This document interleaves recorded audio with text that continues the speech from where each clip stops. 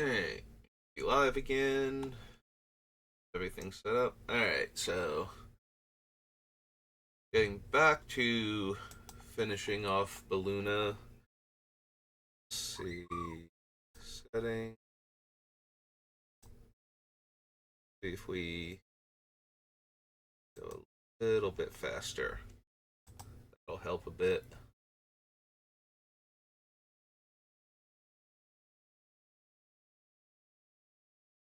So yeah, we're back. We're going over. I'm re-recording the audio for this one because there was a lot of background stuff going on. The rest of my family was doing stuff in the other room, and whenever I talked, it would pick up their conversations, and so I'm just redoing the audio for this entirely. So I started doing this before, and then it's like they went into the so it's the bathroom that's right next to here, and I hear the shower water come on. It's like, oh, good, they're gonna go in there, take a shower, have a long, involved conversation while doing it, and yep. So my mom and my stepdad. How you gonna do? Upside of living at home is it diffuses all of the payments. Like my brother and I pay the taxes and whatnot on the property and other stuff, and that way we get like the electricity and the water taken care of. So there's that. So it's way more affordable, but that does mean that you have other people living with you, and that you can't always get a good recording space. Alright, is this where I finally decide to get rid of Veyran? Yeah. So Veyran's whole thing and why I cut him is that if I'm not cutting him, I'm cutting things that trigger from him. So that reduces his effectiveness in the deck. Like I need to keep the stuff that he would copy the triggers from. Otherwise, there's no point in having him. So if I'm seriously considering cutting things that would be triggers for him, I probably need to cut him unless I have nothing but triggers for him, and that is not where we are at right now. So, when it's the difference between cutting him or cutting one of the cards that cares about the damage triggers, like Gutter Snipe there, which I think I was considering, since Gutter Snipe is one of the easier ones to cut out of the damage dealing subset. It's only 2 damage, and Gutter Snipe is a creature, so it gets swept away with all the other things or just randomly killed. Whereas Fiery Inscription might just sit and play. Here we go, considering Shark Typhoon again. Won't spoil it if we actually do cut it, but I do know it takes a few times before I make an official decision on whether or not we're cutting it, so. Yeah, I think increasing the speed is actually a good idea. This is going a lot faster now. Like my downtime in between decisions. And there were parts where I was pausing where I was thinking, and I was also trying to let the conversation in the background flow just in case the microphone was picking it up, so that way you wouldn't hear most of it, but it still picked up way too much, so.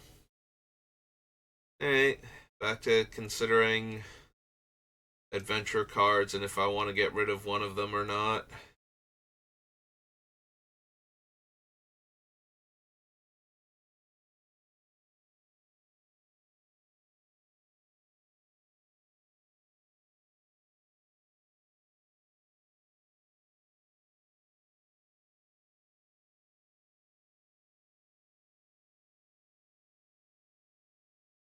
Yeah, I'm just waiting for me in the video to find something. I don't have my own audio on, so I can't hear what was going on either. Alright, so here's the part where I cut Metallurgic Summons and probably Lost in the Damned. Oh no, this is where I had already cut them and I'm going back through and getting rid of them off of the list. Okay, never mind. I thought this might be where I cut Metallurgic Summons, but we had already done that. 1 second.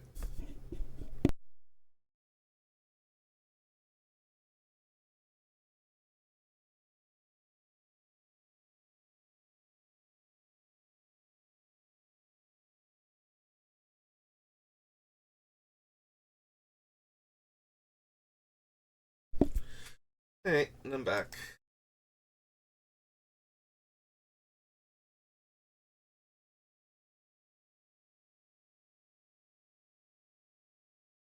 Here's where I'm probably thinking about mana drain. And decided not to cut it just yet.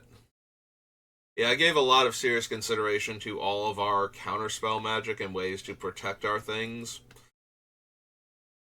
Like, I don't want to not have answers to board sweepers and targeted removal, but at the same time, a lot of my cards don't really need protection.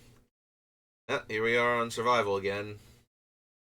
I know I've spent a lot of time back and forth on whether or not I actually wanted to cut it. The power level on survival is very high, but the power level on the deck is not. So I don't really super need the high power level cards, and yeah, this is where survival gets cut. Like, it's an insanely expensive card, so it's already kind of a hit to play to people that are watching this. It's like, I can't afford a like $300 to $400 survival of the fittest or a beat up one for like 280 or something. So, and the deck itself does not have an insanely high power level, so I don't need to put the most broken cards that work with the deck in the deck necessarily to keep its power level high enough. Thinking about cutting Precognition Field now. We have Precognition Field, Melik, and Actual Future Sight on the list. And I need to make room, so I'm very seriously considering cutting Precognition Field here. But yeah, Survival of the Fittest, like, if you want to raise the deck's power level and you have one, you don't cut it here, you cut one of the other cards instead. Because being able to tutor for the adventure cards that are super relevant at the time is very, very strong, being able to just ditch one of them. And here's where I decided instead of Precognition Field, I cut Melik. Um, I already have enough ways to copy adventure spells that I cast, and I don't really need to copy the handful of other spells that much, so go back up here, readjust the numbers. Adjusted the... Oh, no, I adjusted the right one. At one point in time, I think I adjusted the wrong one and then had to go back and change that again, but that might have been the previous building Beluna.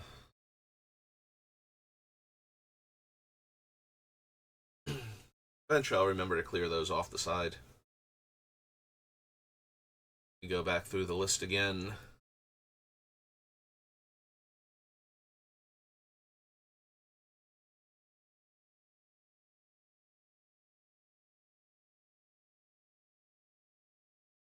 That's where I get...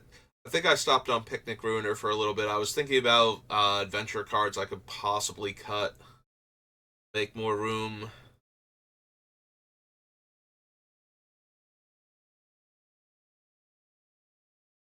Yeah, remember to clear those off now.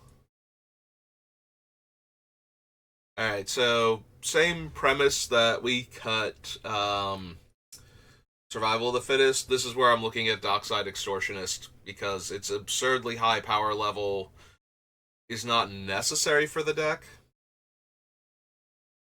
And this is where I'm going over like the amount of treasure I can reasonably make from it, and it's very easy to get like 5 or 6 treasures from this thing if you cast it.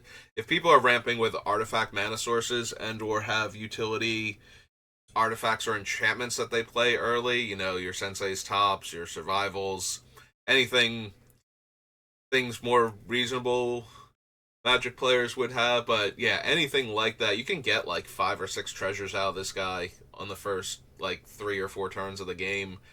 But at the same time, I don't need the higher power level for this deck. Like, I'm not going to break this thing out against, you know, competitive EDH. Like, I'm unless I desperately want to lose. So yeah, there goes Dockside. On the same principle that I cut the survival, the deck does not need the raw power level that Dockside gives it. So just go ahead and cut down a bit more. So we still need 6 more cuts, so I'm going to go back through the list again.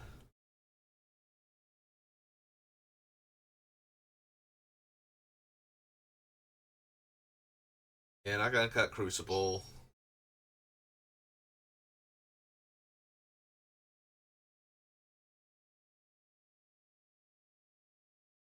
Thinking about Gutter Snipe again. Continuing onward. I think I consider Temur Sabertooth at this point. Like I was actually going over whether or not I needed the way to bounce my adventure creatures, but being able to reuse the adventure spells kind of at will, spend a couple mana, get back the adventure side of it to recast. Super important with this deck, I feel like. So we didn't cut it there.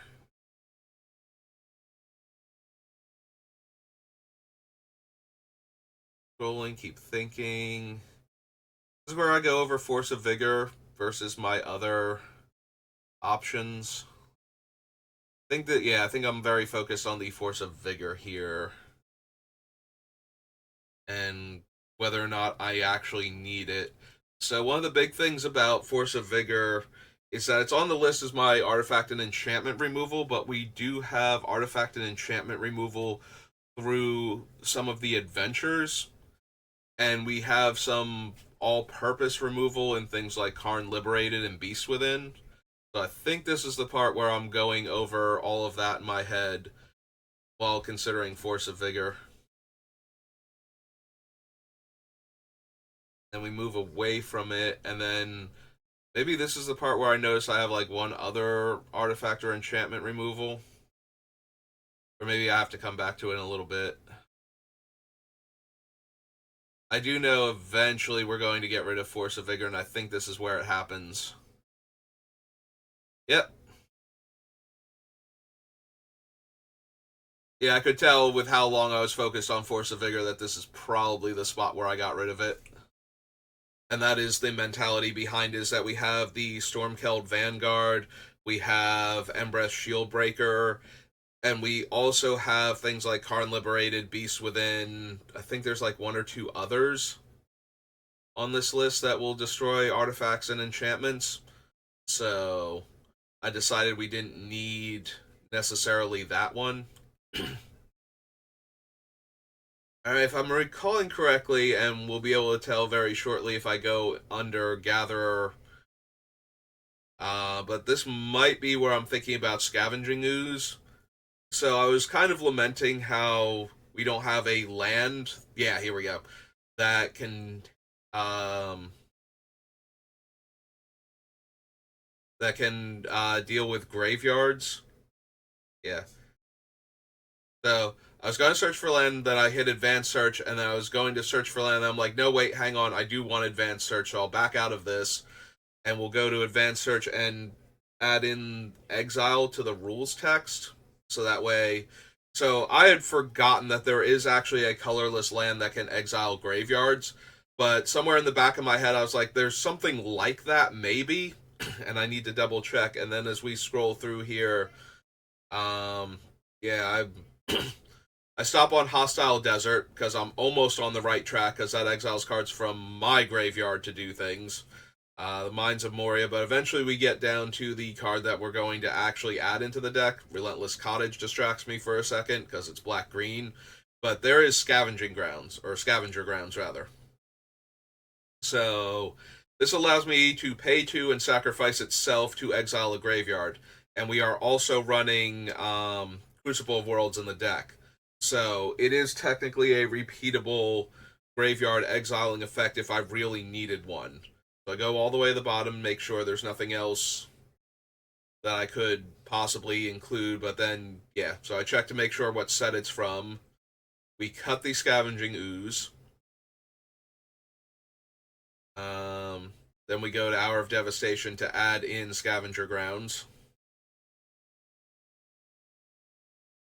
And that allows us to cut the Scavenging Ooze out of the deck without losing the ability to interact with Graveyard Matters decks and Recursive Value decks, where if we could not interact with their graveyard, they would just be able to keep recycling their same couple cards over and over again.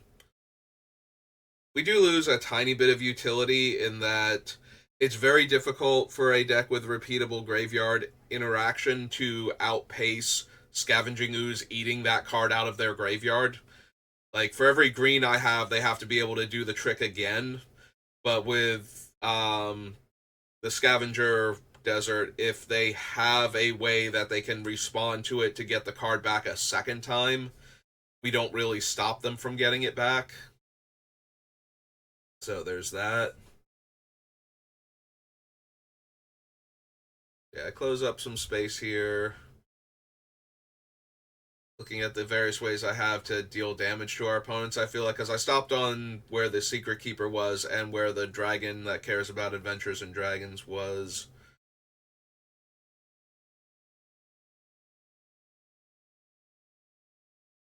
So as we go back through,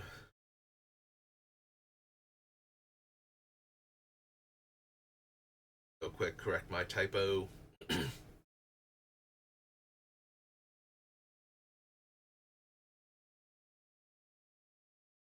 See what else I did here. Extra space in.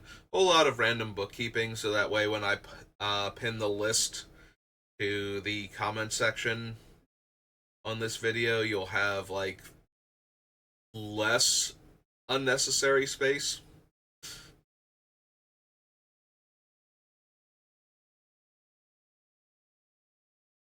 As I notice little things like that, I'm correcting them, but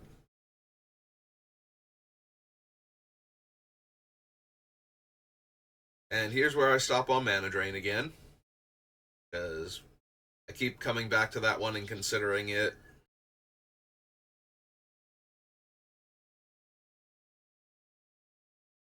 A little more bookkeeping here as we close up all this extra room.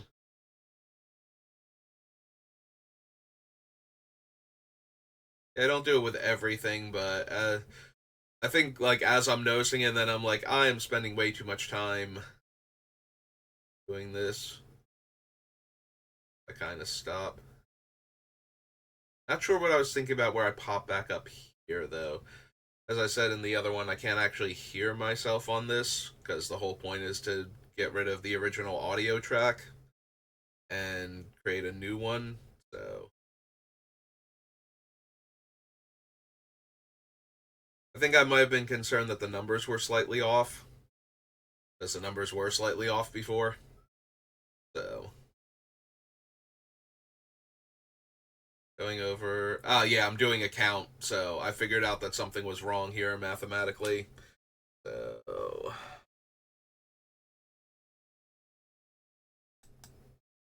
fast forward a little bit, get to the bottom.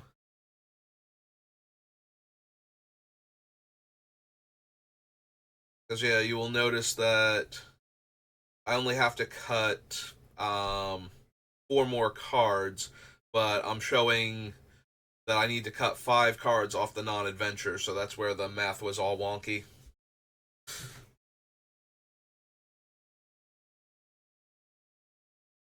Now that I've corrected that, probably went back up to double check my math.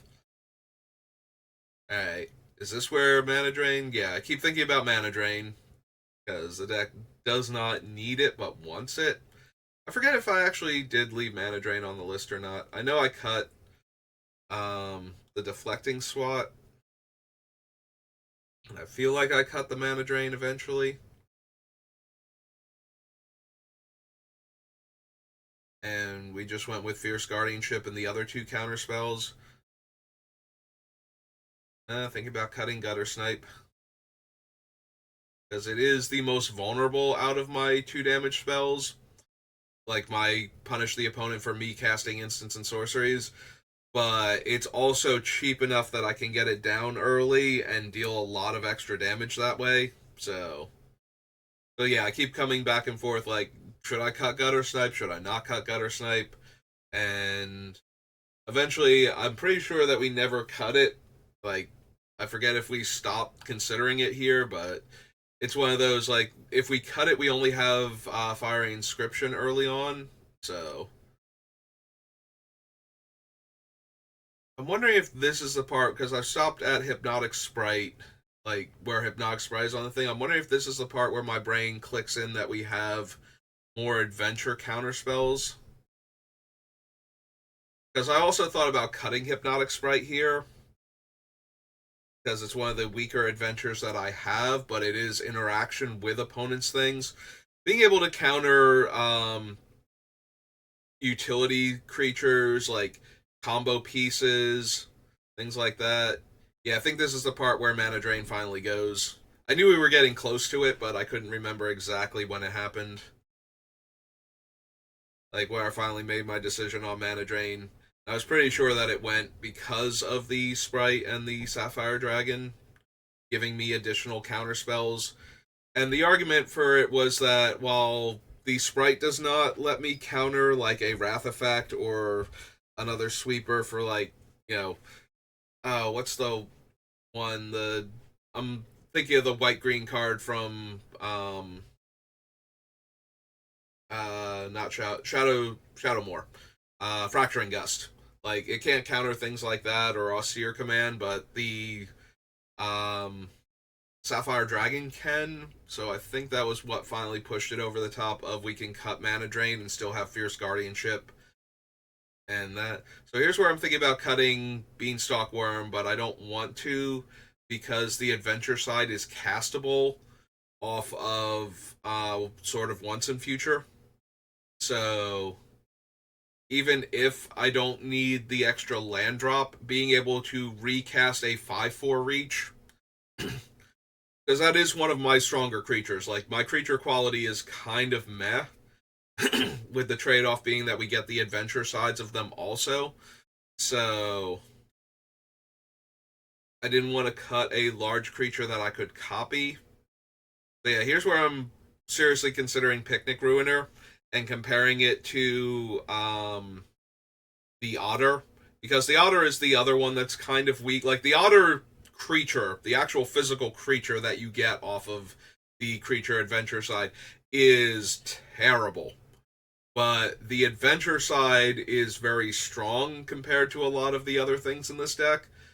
Picnic Ruiner has a very similar thing. In fact, the Picnic Ruiner is literally the Otter's Adventure if you could only cast it for exactly 3.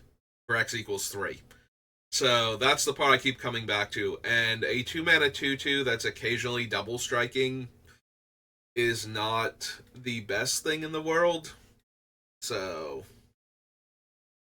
this is where I think the Picnic Ruiner argument for cutting him really kicks in. Yeah, there I am back to Elusive Otter. One of the key things about this is when you're casting the adventure side, using the other thing. So Elusive Otter you can cast off of once in future. You can cast Grove's Bounty. You just can't put any counters on anything because you're casting it for free off of the once in future. So you can only use that to get back the Otter, which is a terrible creature, but you know it's still something. Whereas the Picnic Ruiner, you cannot cast the adventure side of it, so you can never get it back. The other thing is that with Bosium Strip, um, it's always in order to get 3 counters, it would cost the same amount of mana activating Bosium Strip, but I can activate Bosium Strip and put less counters and still get the Otter back afterwards. So I think that's a lot of the back and forth. If I wanted to cut that, like now I'm looking at other bad adventure, like either the adventure side or the creature side or both are not amazing. So I'm going over them. So yeah, there's a lot of I can cast this adventure and I can cast this adventure off of things like once and future, which is very important to this deck is whether or not it can cast those because it gives it another way to get back the cards that it has lost and therefore generate more value from them. So I'm going over the cards that I can and can't use once in future with as far as adventures go and like how valuable they actually are because there are some where I can't use them because the timing restrictions like the Horned Lock Whale, there won't be an attacking creature I don't control when I could trigger once in future. So here's where we look at Young Red Dragon, and Young Red Dragon is probably the most terrible of all of the adventure creatures still on the list. It's a 4 mana 3/2 flyer that can't block. I think I came up here to double check how many adventures I have more than anything else. And I think this is the part where we kill the young red dragon because the treasure side of it is not that impressive, but more to the point, the body is terrible. Like, there are so many board states where it can attack and can't block that it's just kind of the worst. So that gives us room for an extra non-adventure card.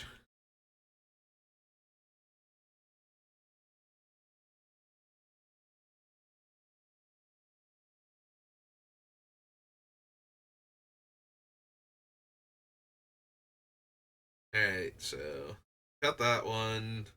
Go back through the list. Come back to Gutter Snipe again. Give him some serious consideration again.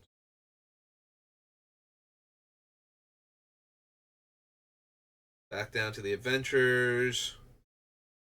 Yeah, Hypnotic Sprite is one of those ones that I'm not thrilled with it, but it has just enough utility that I don't want to cut it, especially after cutting the mana drain.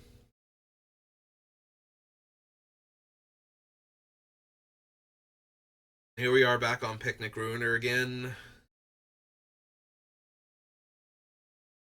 Yeah, with the 25% increase in speed, you can still tell that I stopped on him to give him some serious consideration again. Bookkeeping with some of these wider gaps.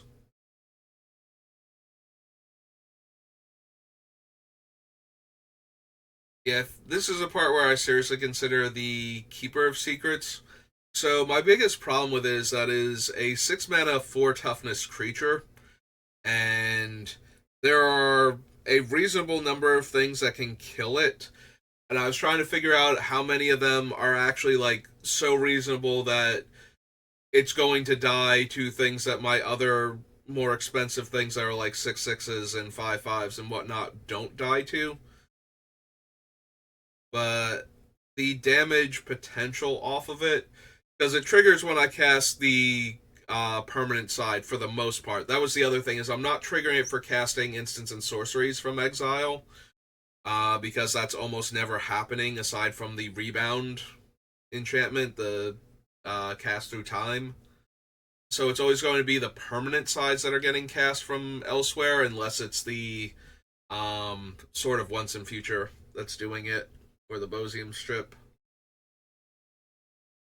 So yeah, I'm bouncing back and forth trying to decide if I actually want Keeper of Secrets, and I'm going over like it and its interactions with the cards that I have, and then I'm going with like I'm looking at the dragon from Baldur's Gate that cares if I cast dragons and adventure spells. I'm trying to figure out if I can cut any of the damage dealing spells without losing anything, and I think I paused like a brief second on the enthusiastic archaeology or whatever it's called, the background enchantment that lets me deal damage when I cast spells from outside my hand.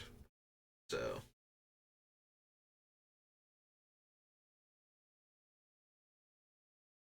and we're back down here going over the otter and the picnic ruiner. Also, I think I took a moment to discuss the difference between Grabby Giant, as far as the deck is concerned, and Young Red Dragon. Yeah, and here's where Picnic Ruiner finally gets killed, because I just could not justify keeping it in any longer. I needed to make more cuts, and it was getting nearly impossible to cut the non-creature cards. So I'm going over like all of the differences that I went over before between it and the elusive otter and interactions with cards in our deck. This brings us down to 61, and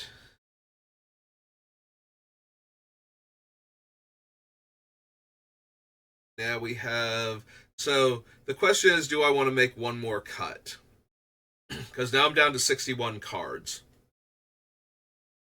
And there is pretty much only one card left on the list that I feel comfortable cutting that's not an adventure, and that is the Shark Typhoon.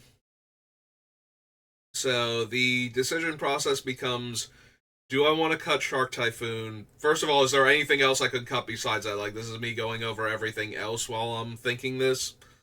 Then we get to the Shark Typhoon, and I have to decide if I actually want to cut it or not. I think there's a little consideration for a Springleaf Avenger. Yeah, I pop back up to the Shark Typhoon, talk about it some more. Look at Avenger again. Look at Shark Typhoon again, because those are the cards that I most feel like I could cut from the list, and whether or not I want to do it. So this is the part where I ultimately decide not to cut Shark Typhoon and leave it on the list and just go 6139 instead of 6040. Like, I go over the rest of the cards one more time just to make sure, because I don't want to cut any more of the adventures, and I don't want to cut any of the other spells really that are in the deck. So it's just a matter of, do I want to cut any of them? And I think ultimately I decided not to. So yeah, there we go. So we're at 61. So now I have to do the lands. So first thing I do is do the counts and then see what we have. Ancient Tomb I consider cutting. Reliquary Tower, yeah, Reliquary Tower goes because we don't have a ton of card draw in the deck, so we're unlikely to need that. Go over all the fetches, the dual lands, your Bivouac, Scavenger Grounds, Petria Triome, Boseiju, Edgewall, Man Tower, and Sanctum. So the big thing about the lands right now is I'm trying to decide if I want to, how many of them I want to cut, because we're already short one basic, and if I don't have enough basics in the deck, the green virtue loses a lot of its value. So I have to figure out like which of these lands I can afford to get rid of, if anything. Otherwise, I would have to actually go back and cut the green virtue. I feel like if I don't have at least the 19 basic lands, then I think we're going to be in trouble with the Garenbrig Virtue. So I think this is where I cut Ancient Tomb also to allow for one more basic land into the deck rather than ramping the deck. Like, I do want the utility lands, the Scavenger Ground. We specifically cut a card out of the deck to make room, so that way we could add that to the list and make room in the main deck, so I didn't want to cut there. Yeah, I'm doing a lot of hemming and hawing here about the cutting Ancient Tomb versus not having enough basic lands on the list before finally deciding to get rid of it.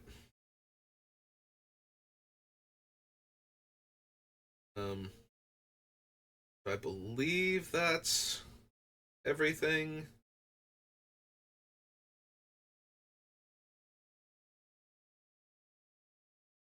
Then we just go 19 lands. So here's where I'm trying to do the rough math. I think I go back through the list again just to double check. Um, just to do like it, not like a full count, but a general idea of how many blue, how many green, and how many red spells I have. I'm pretty sure I'm about to go back through the entire list now, look at every single card. Yeah, here we go. So I'll skip ahead a little bit because we're almost at the end anyway.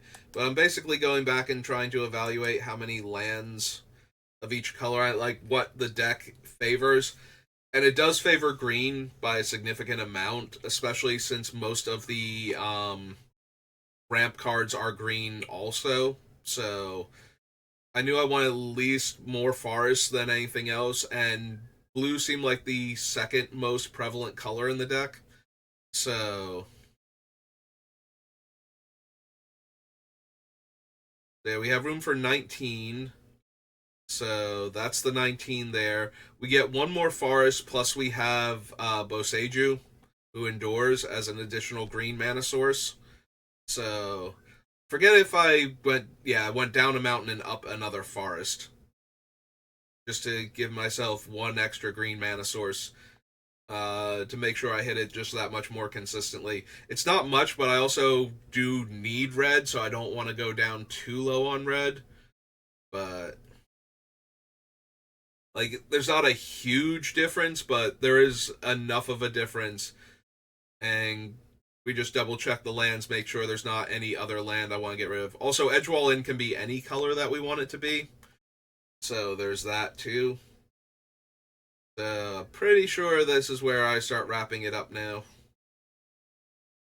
Making sure there's not like any. Yeah, this is where I'm talking about some of the cards that I'm excited that we got to keep in the deck, because Bosium Strip and Cast Through Time are two cards that I've wanted to get into commander decks, but they're never the right fit for it. So yeah, this is going to be the end of the video now. We don't even need to keep going because we should have everything that we need here. So this is the final build for the deck, and I will post the deck list in the comments. But like I said, the audio, there was way too much going on underneath me while I was talking, despite the noise gate working when I was being quiet. So I wanted to redo the audio track for it, and because I mistimed it and we started doing something in the other room again, I had to break this up into two parts. But yeah, that's going to be Beluna's full deck list and everything. I'll post it in the comments section. So thank you for watching, and I will see you next time. Have a good rest of your day.